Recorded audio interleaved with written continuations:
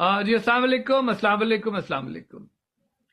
अच्छा जी, इस वक्त हम बात कर रहे थे कि मुताले पाकिस्तान में किन किन चीजों को ऐड किया जाना चाहिए, तो हमने भी सोचा कि कुछ चीजें हम भी बता सके कि अगर मुताले पाकिस्तान में आने वाली नस्लों के लिए ये चीजें ऐड कर दी जाएं तो उनको अंदाजा हो जाएगा। तो उसमें एक इंपॉर्टेंट टॉपिक प्ली बार्गेन का भी होना चाहिए कि नैब, नेशनल अकाउंटेबिलिटी ब्यूरो, कौमी एहतसाब का जो इदारा है, अगर उसके हवाले से जो प्ली बार्गेन का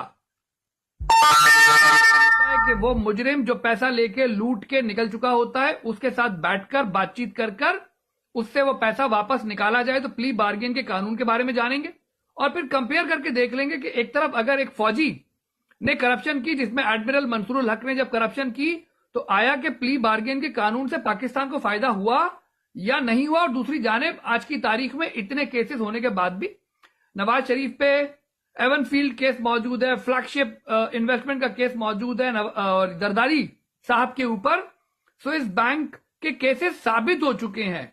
बट क्या आज की तारीख में 1 रुपया भी, जो इमरान खान साहब अपनी एड़ियां रगड़ते रह गए कि मैं इन लोगों से पैसे निकालूंगा, तो 1 रुपया भी आज तक इन लोगों से निकाला नहीं जा सका। और दूसरी जानिब एडमिरल मंसूरुल हक से, क्योंकि इदारा भी मौजूद था, इस तरफ सियासतदानों ने तो पैसा उनको लूटो और फूटो वाली बात ऑप्शन चल गया, बट यहां पे इदारा भी मौजूद था और उनसे वो रकम वापस ली गई। तो पहले तो हम देखते हैं कि प्ली बार्गेन होता क्या है आपका, और क्या उसमें ऐसा ही है कि बस पैसा लो, लूटो और वापस दो और गायब हो जाओ।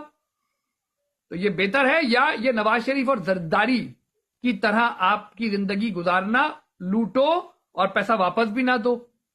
आपने कंपेयर करके देखना है। तो पहले प्ली बार्गेन की बात कर लेते हैं कि नैब का प्ली बार्गेन है क्या।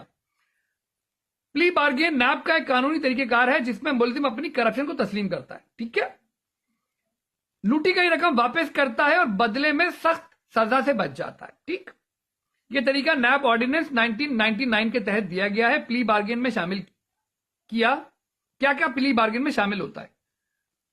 मुलजिम जुर्म का एतराफ करता है, ये नंबर 1। प्ली बार्गेन हो कब सकती है? तो मुलजिम जुर्म का एतराफ करता है, गैर कानूनी असासे या रकूम वापस करता है, अदालत इस मुआहदे की मंजूरी देती है।